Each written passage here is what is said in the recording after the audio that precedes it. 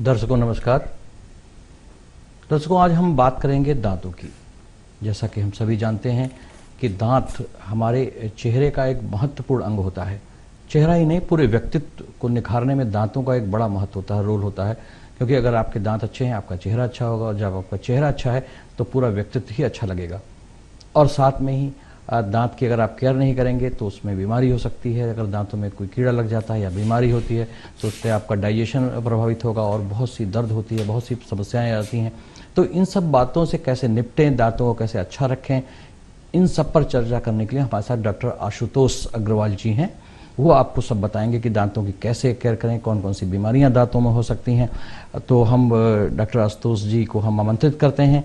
Doctor साहब नमस्कार, स्वागत है आपका स्टूडियो में। धन्यवाद सर। तो जैसा कि हम चर्चा कर रहे थे कि दांतों का बहुत ही महत्व होता है, तो हमारे दर्शकों को बताइए कि भाई दांत कितने ज़रूरी हैं हमारे व्यक्तित्व के लिए, हमारे शरीर के लिए। जी, मैं सभी दर्शकों से कहना चाहूँगा कि दांत जो हैं एक हमारी बॉडी का एक अभिन्न अंग है। जैसे कि आँख है, नाक है, आप सूंघने की शक्ति के लिए आपको नाक चाहिए, वैसे ही खाने के लिए, स्माइल के लिए, एक कॉन्फिडेंस के लिए आपको एक अच्छी स्माइल चाहिए। इसलिए एक अंग्रेजी में एक कहावत भी है, बोलते हैं कि smile is never is out of fashion. क्या बात। तो smile is very important for the confidence of any person. So दांतों का हमेशा से एक बहुत अहम रोल रहा है हमारी बॉडी के लिए। जी। इसका पता तब चलता है जब वो नहीं रहते हैं। जब तक आपके पास हैं तब तक उसकी वैल्यू समझ नहीं आती, लेकिन जिस दिन वो दांत चले जाते हैं उस दिन आपको उसका महत्व समझ में आता है। डॉक्टर साहब, बहुत अच्छी बात बताई आपने कि हम लोग अक्सर दांतों में जब तक दर्द नहीं होने लगता या दांत गिर नहीं जाते या बहुत कुछ समस्या नहीं हो जाती तब तक हम डॉक्टर्स के यहाँ नहीं जाते। तो सबसे पहले हम आपसे जानना चाहेंगे कि एक तो अभी हम लोगों ने बात दिखने की, अपीयरेंस की बात की, लेकिन अब हम बात करेंगे कि दांत के खराब होने से कौन कौन सी समस्याएं हो सकती हैं। जी, दांतों में सबसे ज़्यादा कॉमन जो बीमारी है वो है दांतों में कीड़ा लगना, जिसको हम डेंटल कैरीज बोलते हैं। उसके बाद दूसरी सबसे ज़्यादा कॉमन बीमारी है मसूड़ों में सूजन आना, जिसको जिंजिवाइटिस बोलते हैं जी।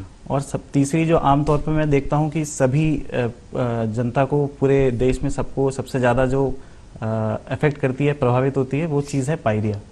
इस पायरिया नाम के शब्द से शायद पूरी सभी लोग परिचित रहते हैं कि एक आपका दांत में कीड़ा लगना जैसे डेंटल कैरीज, दूसरी सबसे ज़्यादा कॉमन बीमारी है जिंजिवाइटिस, जिसको कहते हैं मसूड़ों में सूजन, और तीसरी दांतों में पायरिया लगना।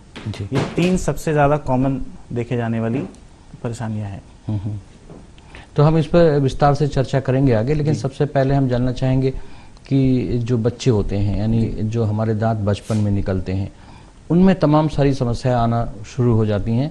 उनका एक तो जो अपीयरेंस है, लुक है, बाहर निकलने लगते हैं दांत, कभी अंदर को निकलते हैं, कभी डबल टीथ निकल आते हैं, उनका शेप खराब होता है। तो ऐसे में कौन सी केयर करनी चाहिए? जी, इसके लिए मैं कहना चाहूँगा कि हम सभी लोग जानते हैं कि एक अच्छी बिल्डिंग बनाने के लिए एक अच्छी नींव का होना ज़रूरी है। ऐसे ही जो दूध के दांत होते हैं, जिनकी संख्या 20 होती है, उनकी भी अगर हम देखभाल ठीक से करें, समय पे उनका ध्यान रखें, तो आने वाले जो नेक्स्ट परमानेंट दांत हैं वो ठीक रहेंगे जी। तो मैं सभी अभिभावकों से कहना चाहूँगा कि जब अपने बच्चों को शुरू से ऑब्जर्व करें, 0 से लेके 12 साल तक आपको उनको ऑब्जर्व करना है, उनका चेकअप कराना चाहिए और देखना चाहिए कि कोई दांत में परेशानी तो नहीं हो रही, कोई दांत रिटेन तो नहीं हो रहा, ये आपको देखना चाहिए। और अगर कोई समस्या लगे तो डेंटिस्ट की सलाह लेनी चाहिए। बहुत अच्छी बात बताई आपने कि कहने का मतलब ये है कि हमको अपने जो दांत हैं उनका देखभाल, उनकी देखभाल बचपन से ही करनी चाहिए, है ना। ऐसा नहीं है कि अब जैसे बढ़ गए वैसे ही होने दो फिर। और कभी कभी क्या होता है, जो चीज़ें बचपन में हो जाती हैं फिर वो बाद में बड़ी समस्या बन जाती हैं। बिल्कुल। तो खैर ठीक है, बड़े हो जाते हैं और टीनेज हो जाते हैं। टीनेज में क्या होता है कि हम लोग खान पान हम लोगों का विचित्र होता है, कभी चॉकलेट खाते हैं, कभी कुछ खाते हैं, तरह तरह खान पान होते हैं। तो ऐसे में दांतों की केयर कैसे करें? जी, इस पे मैं ये कहना चाहूँगा कि जो भी फूड जैसे चिपचिपे हैं जो दांतों पे चिपक रहे हैं, या आपको जो भी खाना पैसा खा रहे हैं जो आपको लगता है कि दांतों में फंस रहा है, चिपक रहा है, उसको आपको तुरंत साफ करना पड़ेगा। अगर आपको अपने दांतों को कीड़ा लगने से बचाना है तो आपको उनको तुरंत साफ करना पड़ेगा। जनरल रिकमेंडेशन जो कोई हमें संस्थाएं देती हैं डेंटिस्ट्री की, वो यही कहती हैं कि हमें हर 12 घंटे में ब्रश करना चाहिए जी। और कोई भी मील, कोई भी खाना ऐसा लेने से बाद उसके बाद हमें एक बार माउथ वॉश करना चाहिए। ये हमारी एक जनरल रिकमेंडेशन है। जी, जैसे कि लोग कहते हैं कि तरह तरह के खाने होते हैं, उनमें जो मीठा खाना होता है वो ज़्यादा खतरनाक होता है दांतों के लिए। इस पे मैं ये कहना चाहूँगा, बहुत ज़्यादा शुगर और एसिडिक फूड आपके दांतों को जरूर नुकसान पहुंचाता है, लेकिन अगर आपने कुछ मीठा खाया है तो आप अगर उसके बाद माउथ वॉश कर लेते हैं तो आप उसके होने वाले रिस्क को बहुत हद तक कम कर सकते हैं। जी। अच्छा, ये बताइए कि आप पूरी केयर करते हैं जी और पूरा ध्यान रखते हैं दांतों का, तो भी दांत गिरेंगे? इसके लिए कई सारी चीजें होती हैं जो दांतों की हेल्थ को इफेक्ट करती हैं। एक तो हो गया आपकी जेनेटिक्स। अगर आपके अभिभावकों में, आपके ग्रैंड पेरेंट्स में अगर पायरिया की शिकायत है तो आपको होने का रिस्क हमेशा वो ज्यादा रहेगा। जी। तो अगर आपने केयर करी भी है तो उसके बाद भी अगर पायरिया लग रहा है तो हो सकता है कारण एक जेनेटिक्स हो सकती है।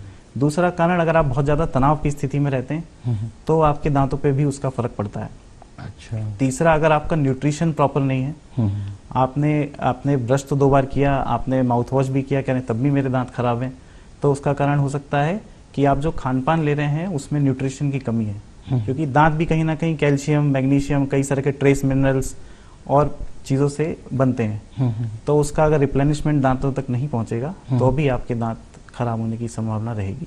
डॉक्टर साहब, मान लिया जेनेटिकली आपके दांत कमजोर हैं, मान लिया, तो अगर हम अच्छा सा न्यूट्रिशन लें, अच्छा सा खाना खाएं और ठीक ठाक केयर करें तो बहुत हद तक हम अपने जेनेटिक प्रभाव को कम कर सकते हैं। बिल्कुल कम कर सकते हैं। जी, तो बहुत अच्छी बात है कि हम लोग अगर केयर करते हैं तो बहुत कुछ अपने दांतों को ठीक रख सकते हैं। अभी बताइए कि क्या खाना चाहिए हम लोगों के दांत हमारे मजबूत रहें? कि खाने में ऐसी कोई, हम लोग कोई भी डेंटिस्ट ये नहीं कहेगा कि कुछ मत खाइए।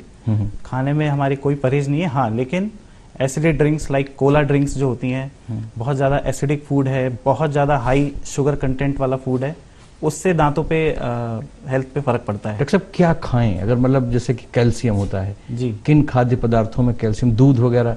दूध के लिए कभी कोई भी ऐसी रिकमेंडेशन है कि ना लें। आप दूध बिल्कुल ले सकते हैं। जो भी कैल्शियम, ग्रीन वेजिटेबल्स हैं और जो भी फाइबर कंटेंट है वो सब we can take, no problem. Doctor साहब, अगर हमारे दांत खराब हो रहे हैं जी, इसके लक्षण क्या होते हैं? कैसे पता चले कि अब हमारा दांत खराब हो रहा है?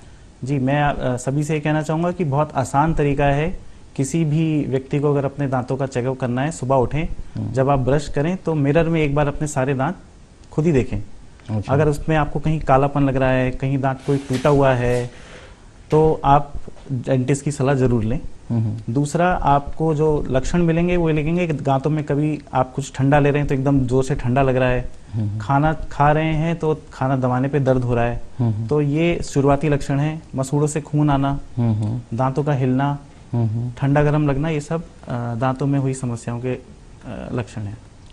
बहुत अच्छी आपने बात बताई है। इसके अलावा कुछ ऐसी बातें हो सकती हैं कि हम खुद ना देख पाते हो तो डॉक्टर्स अच्छी तरह बता सकते हैं? जी, बिल्कुल ऐसा होता है, क्योंकि जैसे पायरिया की अगर शिकायत है तो आप खुद उसको कई बार नहीं पकड़ पाएंगे कि आपके दांतों में पायरिया है, या दांत आपका हल्का हिल रहा है, या आपके दांत में कीड़ा कितना अंदर तक लगा है, ये आप खुद नहीं देख सकते। अगर आप बस शुरुआती लक्षण आपको अगर कहीं भी दिखें तो आप तुरंत सलाह लें, ये ज़्यादा बेहतर तरीका है। जी, जैसे कि हमने भी बात की समस्याओं की, तो कौन कौन सी बीमारियां या कौन कौन सी ऐसी जैसे कहते हैं एबनॉर्मलिटीज़ हो सकती हैं, टीथ में असामान्यता हो सकती है, जैसे कि पायरिया आपने बताया, तो इनकी सिवियरिटी क्या है? मतलब ये कितने हद तक और ख़राब हो सकते हैं, दांतों को कितना नुकसान पहुंचा सकते हैं? जी, पायरिया आपने बहुत अच्छा मुद्दा बताया मेरे को, कि पायरिया जो है एक ऐसी बीमारी है जिसको मैं बोलता हूँ एक साइलेंट किलर है। जैसे कि ब्लड प्रेशर होता है, आपको लक्षण पता नहीं लगेंगे लेकिन बीमारी बढ़ती चली जाती है। जी। तो पायरिया में ऐसा होता है, आपको शुरू में हो सकता है हल्का बहुत मसूड़ से खून आए, आपको ऐसा लगे कि मुंह से स्मेल आ रही है, और हल्के हल्के वो बिना पेन के बीमारी बढ़ती चली जाती है। अच्छा। तो पायरिया में क्या होता है, हमारा बोन लॉस होता है, हड्डी गलती रहती है, हल्के हल्के हल्के हल्के वो कई सालों में गलती चली जाती है, progressive loss of the bone होता है। और बाद में जब हम पता चलता है तो आप हमारे पास कंप्लेंट लेके आते हैं कि दांत हिल रहे हैं सारे। अच्छा। तो ये पायरिया की जो बीमारी है 2 तरीके की बच्चों में भी देखने को मिलती है, 30 साल से कम तक उसको बोलते हैं एग्रेसिव पेरियोडोंटाइटिस, और 30 साल से ऊपर में जनरल पेरियोडोंटाइटिस होती है। जी। तो मैंने कई बच्चों को देखा है जो 25 साल की उम्र में उनके सारे दांत हिल गए। अच्छा। तो इस कंडीशन में मैं यही कहूँगा कि जब भी आपको शुरुआती एक भी लक्षण लगे कि दांत हिल रहा है या मसूड़े से खून आ रहा है तो तुरंत संपर्क करना चाहिए, आपको सलाह लेनी चाहिए। अच्छा, दांतों का जो आपने बताया ना, पायरिया से नुकसान काफ़ी होता है दांतों को, ऐसे में क्या आप ट्रीटमेंट खाने का कुछ देते हैं, दवाएं देते हैं? सबसे ज़रूरी ट्रीटमेंट पायरिया का है वो है हमारे जैसे देश के प्रधानमंत्री मोदी जी ने कहा स्वच्छ भारत अभियान जो उन्होंने किया, हम भी उसको कहते हैं एक स्वच्छ मुख अभियान में रखिए। स्वच्छ मुख जो होगा वो आपको पायरिया से, जिंजिवाइटिस से, हर चीज़ से बचाएगा। तो एक सबसे मूल मंत्र है कि स्वच्छता अपने मुंह की रखना इज द मेन थिंग। अच्छा, आपको नहीं लगता कि विटामिन सी वगैरह भी पायरिया के लिए फायदेमंद है? विटामिन, अगर हमारी डाइट ठीक है तो हमें बाहर से किसी भी सप्लीमेंट के लेने की जरूरत नहीं है। अच्छा। अगर हमारे पास डाइट हमारी डेफिशिएंट है और हमें सिम्टम्स आ रहे हैं बीमारी के, तभी हम विटामिन सी या अदर किसी तरह के विटामिन को प्रिस्क्राइब करते हैं। अपने आप से ओवर द काउंटर किसी भी सप्लीमेंट को लेने की सलाह हम नहीं देते। अच्छा डॉक्टर साहब, देखा गया कुछ टीनेज होते हैं जिनके दांत हेरिडिटी कारणों से होते हैं या किसी अन्य कारणों से होते हैं कि बाहर को निकलने लगते हैं, तो उसमें एक बाहर से कुछ ब्लैक सी एक लगाई जाती है, वो हमारे दर्शकों को बताइए क्या होता है? जी, ये आजकल सबसे ज़्यादा टीनेज में सभी लोग चाहते हैं कि उनके दांत सुंदर दिखें, तो इसको यूजुअली बोलते हैं कि दांत आपके जो हैं वो क्राउडेड हैं या अलाइन नहीं है नॉर्मली जी। तो उसके लिए एक हमारे यहाँ जो ब्रांच है उसको बोलते हैं ऑर्थोडोंटिक्स, उसके तहत हम ब्रेसेस का ट्रीटमेंट करते हैं दांतों में। वो लगभग करीब 1 साल चलता है ट्रीटमेंट जी। और उसमें दांत को नेचुरली अलाइन किया जाता है आपकी स्माइल के हिसाब से। ऐसा संभव है? ऐसा बिल्कुल संभव है और ये ट्रीटमेंट अब आज के समय में सभी के लिए उपलब्ध है। अगर आप 30 साल की उम्र भी है आपकी तो भी आप ब्रेसेस लगवा सकते हैं। एक खास तौर से जो लड़कियां, हमारी जो दर्शकों में लड़कियां हैं, महिलाएं हैं, वो काफ़ी कॉन्शियस होती हैं चेहरे के बारे में, है ना, कि खूबसूरत दिखें। और हमने तो ये भी सुना है कि जो फिल्म स्टार्स होते हैं या जो आर्टिस्ट होते हैं विजुअल उसमें एंटरटेनमेंट फैकल्टी उसमें होते हैं, फील्ड में होते हैं, तो वो एक खास ट्रीटमेंट दांतों का कराते हैं, तो उससे कुछ चेहरे की वो बढ़ जाती है खूबसूरती। उसमें क्या होता है कि एक विनियर करके एक ट्रीटमेंट होता है जी। उसमें हम क्या करते हैं कि ऊपर दांतों की जो सतह है उसको बहुत हल्का सा मॉडिफाई करके उसके ऊपर एक लेयरिंग कर देते हैं जी। आपकी स्माइल के हिसाब से डिजिटली डिजाइन करते हैं उसको कंप्यूटर से कि आपकी स्माइल पे कैसे एडजस्ट होगा। आप जब उसका अप्रूवल देते हैं कि ये मेरे को ठीक लग रही है स्माइल, तो हम उसी हिसाब से वो बना के विनियर्स वो आपके दांतों पे लगा देते हैं। ये संभव है? ये बिल्कुल संभव है और सारे फिल्म स्टार्स इसको कराते हैं। तो भाई हमारे जो तमाम दर्शक हैं, खासतौर से जो स्त्रियां हैं, लड़कियां हैं, वो जरूर इसका फायदा उठाएंगे। अच्छा ये बताइए कि इससे कोई साइड इफेक्ट तो नहीं होता? जी बिल्कुल, 0.2 mm का हम उसमें मॉडिफिकेशन करते हैं सरफेस पे, तो उसमें साइड इफेक्ट तो कोई नहीं होता। हाँ, लेकिन मेंटेनेंस होती है। आप अगर कोई भी चीज़ नहीं लगवाते हैं तो उसकी मेंटेनेंस आपको रखनी पड़ेगी बस जी। अच्छा, आप जानते कि हम बीमारी की बात करते हैं, क्या होता है कि मसूड़ों में कभी कीड़े लग जाते हैं, दांतों में जो अंदर के दांत, दाढ़ बोलते हैं मसूड़े, माफ कीजिए, जो दाढ़ होती है उनमें कीड़े लग जाते हैं और मसूड़ों में भी खून आने लगता है, तमाम सारी समस्या होती है। तो ऐसे में दाढ़ जो होती है काफ़ी नेग्लेक्टेड होती है, सफाई नहीं हो पाती, तो उसका ट्रीटमेंट कैसे होता है? ब्रशिंग की जो तरीका है वो आपको सीखना पड़ेगा। उसमें क्या है कि हमारा ये सिद्धांत रहता है कि हमारा जो ब्रश है वो अगर आपके दांत, मुंह में 32 दांत हैं, तो हर सतह पे, चाहे वो बाहर की तरफ से हो चाहे जीभ की तरफ से हो, वहां पे आपका ब्रश 24 घंटे में 2 बार जरूर पहुंचे। ये आपको मेक श्योर करना पड़ेगा। इसके लिए हमारे पास नॉर्मल ब्रश के अलावा अब मार्केट में इलेक्ट्रिक ब्रश भी उपलब्ध हैं। आप उसको सिर्फ सतह पे रख सकते हैं, वो टाइमर के साथ आते हैं 2 मिनट के, तो हर सतह पे आपको सिर्फ रखना है, थोड़ा सा वाइब्रेट करता है, तो वो काफ़ी हद तक सफाई करने में मददगार है। अच्छा, कीड़े के अलावा जो बैक्टीरियाज होते हैं हमारे मुंह में, वो भी नुकसान पहुंचाते हैं? जी, बैक्टीरियाज हमारे मुंह में जो हैं वो दोनों तरह के होते हैं, गुड और बैड। अच्छा, तो दोनों में हमेशा एक बैलेंस रहता है अगर हम अपनी क्लीनिंग रखते हैं। अगर हम जहाँ पे ये बैलेंस गड़बड़ होता है, बैड बैक्टीरिया बढ़ता है, गुड बैक्टीरिया डाउन होता है, तो दांतों में आपको समस्या देखने को मिलेंगी जी। अच्छा डॉक्टर साहब, ये अकल दांत क्या होती है? अक्सर क्या होता है कि खास उम्र के बाद पीछे से निकलने लगता है, फिर वो दर्द करता है, निकाला जाता है, उसके बारे में तरह तरह की भ्रांतियां हैं, वो बताइए थोड़ा। जी, अक्ल दांत का मैं ये कहना चाहूँगा कि जैसे जैसे मानव का विकास हुआ है, एवोल्यूशन हुआ है, हमारा जॉ साइज, जो जबड़े का साइज है, वो कम होता चला गया। अच्छा। पहले आज से 200 साल 300 साल पहले जो हमारे खाने की हैबिट्स थी वो अब नहीं है। हम खाना जो है प्रिपेयर्ड लेते हैं अब।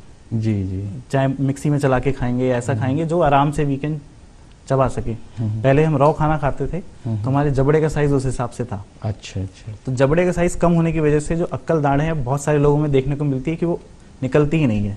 अच्छा। और जबड़े की हड्डी में रह जाती है, उसको हम इम्पैक्टेड टूथ बोलते हैं। अच्छा अच्छा। अक्ल तो यूं ही नाम पड़ गया उसका, है ना, मतलब उसका बुद्धि से कोई लेना देना नहीं है। इस पे मैं एक कमेंट और कहना चाहूंगा आप लोगों से कि दांतों का कोई भी कनेक्शन नजर से भी नहीं है। जी। जो लोग बोलते हैं कि ऊपर का दांत निकलवा देंगे तो आंखों की रोशनी कम हो जाएगी, तो ऐसा कुछ भी नहीं होता जी। इसमें हजारों पेपर्स पब्लिश भी हैं और देखा भी है सभी लोगों ने। ऐसा कोई भी 1% भी इसका कोई कनेक्शन नहीं है। डॉक्टर साहब, एक बात और कही जाती है कि अगर मुंह में इन्फेक्शन है, दांतों में कीड़े हैं, दांत खराब रखते हैं, मुंह खराब आपका गंदा रहता है ना, तो ऐसे में क्या किडनी में इन्फेक्शन, हार्ट में इन्फेक्शन, ऐसी कुछ बीमारियां हो सकती हैं? जी बिल्कुल, आपने बहुत अच्छा पॉइंट मुझसे पूछा। आज के समय में हमें ये पता चलता है कि जो हमारी पुरानी कहावत थी कि oral health is a mirror of general health, तो उसका मतलब ये हुआ जैसा आपके मुंह की हेल्थ होगी वो आपकी बॉडी की हेल्थ के बारे में बता देगा। जी। तो इसी तरह क्या होता है, अभी हमने रिसेंट पिछले 10 साल का जो लिटरेचर है उसमें हमने ये देखा है कि अगर आपके दांतों में पायरिया है, आपके दांतों में जिंजिवाइटिस है, तो कहीं ना कहीं वो आपके हार्ट को, आपके लंग्स को, आपके किडनी को, आपकी शुगर, बीपी, सब चीज़ों को इफेक्ट करता है। जी। तो हमने ये भी देखा है कि जो माताएं हैं जिनके दांतों में पायरिया है और जो प्रेग्नेंट हुई, तो अगर उनके दांतों में समस्या है तो जो बच्चा है वो लो बर्थ वेट के साथ पैदा होता है। क्या बात है, बहुत ही अच्छी बात आपने बताई। हमारे तमाम दर्शक इसका फायदा उठाएंगे, दांतों की केयर करेंगे। बिल्कुल। डॉक्टर साहब, एक चीज़ और बताइए कि जैसे कि दांत में इन्फेक्शन हो गया, आपको ऑपरेशन करना है, टूट गया है, गिर गया है या दर्द कर रहा है, ऐसे में ऑपरेशन आप करते हैं तो एनेस्थीसिया देते हैं, यानी सुन्न करते हैं। ऐसा तो नहीं होता बहुत दर्द होता हो जब आप ऑपरेशन नहीं, अब जो डेंटल टेक्निक्स हैं, डेंटल ट्रीटमेंट की जो टेक्निक्स हैं वो बहुत एडवांस हो चुकी हैं। जी। अब आपको सिर्फ 10 मिनट के अंदर आपका दांत सुन्न हो जाता है और बिना किसी दर्द के आपके दांतों का इलाज संभव है। जी। कोई दर्द, डरने की कोई बात नहीं, डरने की कोई बात नहीं। जो मैंने सबसे ज्यादा कॉमन प्रॉब्लम देखी वो फियर फैक्टर ही है, जो दांतों का इलाज लोग नहीं कराते हैं। जी। कि दर्द होगा और ब्लीडिंग होगी और बेहोश हो जाएंगे, तो ऐसा कुछ भी नहीं होता।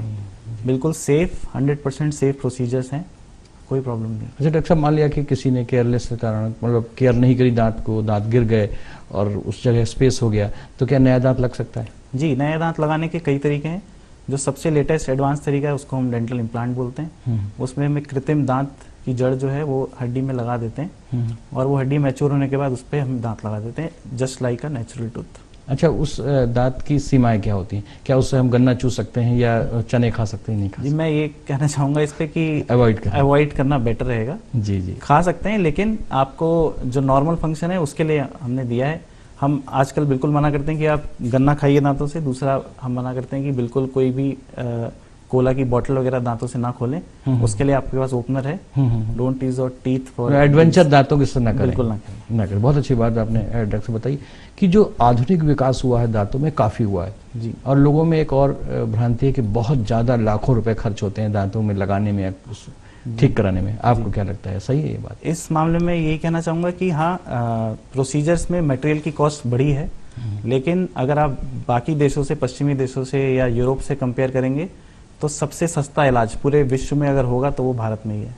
तभी मुझे लगता है कि विदेश के लोग भी बिल्कुल यहाँ आते हैं। बिल्कुल आते हैं, विदेश के बहुत सारे लोग इंडिया आते हैं अपना ये दांतों का इलाज कराने। अच्छा, जैसे हमारे शहर हैं, बरेली है और भी इसके समकक्ष जी शहर हैं, क्योंकि हमारा जो कार्यक्रम है, आपसे हमारी बातचीत है, वो पूरे उत्तर प्रदेश के लोग देख रहे हैं। तो जो छोटे शहर हैं, बदायूं है और भी छोटे शहर हैं, हरदोई है, सीतापुर है, तो यहाँ पे क्या सारी सुविधाएं उपलब्ध हैं? जी, अब समय के साथ डॉक्टरों की संख्या, डेंटिस्टों की संख्या बढ़ी है। हमारा पब्लिक टू डेंटिस्ट रेशियो भी बढ़ा है।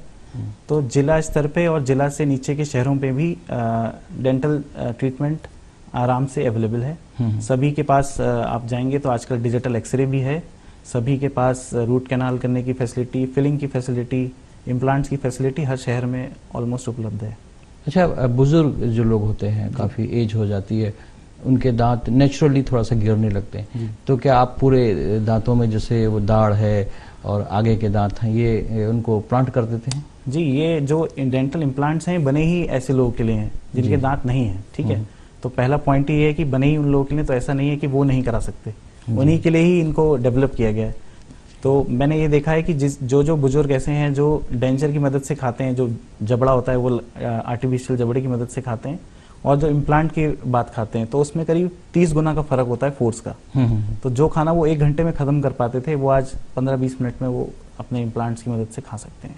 डॉक्टर साहब, हमारे तमाम दर्शक ऐसे हैं जिनके दांत गिर गए हैं, स्पेस हो गया उतनी जगह, वहाँ पे दांत आप लगा सकते हैं, लगाना चाहिए उनको अगर वो चाहते हैं। बिल्कुल। तो कौन सी टेक्निक्स आप इस्तेमाल करते हैं?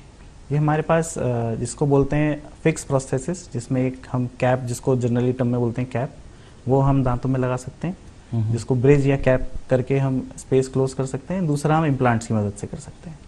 जी, 2 तरीके हैं। और तीसरा तरीका जो पहले था वो था रिमूवल पार्शियल डेंचर, उसमें हम एक प्लेट बना देते हैं और वो प्लेट निकाल के लगा के वो खा सकते हैं खाना। इनकी लाइफ कितनी होती है? सब एवरेज लाइफ किसी भी चीज़ की कम से कम 10 से 15 साल। अच्छा, ये जो आप फिलिंग करते हैं, सिंपल फिलिंग, कीड़े लग जाते हैं, छेद हो जाता है दांत में, तो उनमें कौन सा मेटल आप भरते हैं? ऐसा लगता है कि कुछ लोग कुछ भरते हैं, कुछ लोग सैंड भर देते हैं, कोई गोल्ड भरती है, ये क्या होता है? नहीं सर, पहले इसमें कई तरह के मटेरियल्स आते हैं। जी। सबसे पहले जो आप पुराने सभी शायद इससे वाकिफ होंगे, एक होता है अमेलगम फिलिंग, जिसको चांदी बोलते थे नॉर्मली।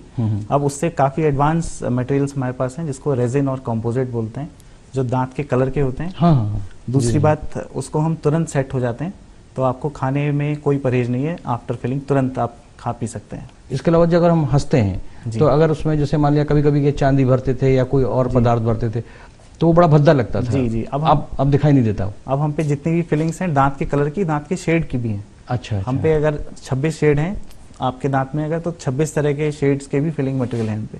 तो आपसे बिल्कुल परफेक्ट मैच करके हम फिलिंग नेचुरल ही दिखेगा दांत, और उसकी लाइफ भी बहुत ज्यादा है। जी, 20 साल अब वो खराब नहीं होती है। बिल्कुल, बहुत अच्छी बात है। यानी कि अगर दांत चले भी गए हैं तो कोई गम की बात नहीं है। अच्छा डॉक्टर साहब, थोड़ा सा चलते चलते हम ये जानना चाहेंगे कि ब्रश कैसे करें, खासतौर से हमारे युवा जो दोस्त सुन रहे हैं, दर्शक देख रहे हैं, उनको बताइए कि ब्रश कैसे करें, यानी मंजन कैसे करें, और मंजन का क्या महत्व है? सबसे इम्पोर्टेंट जो दांतों की हेल्थ के लिए इम्पोर्टेंट है वो ब्रशिंग ही है। जी। और रहेगी हमेशा। जी।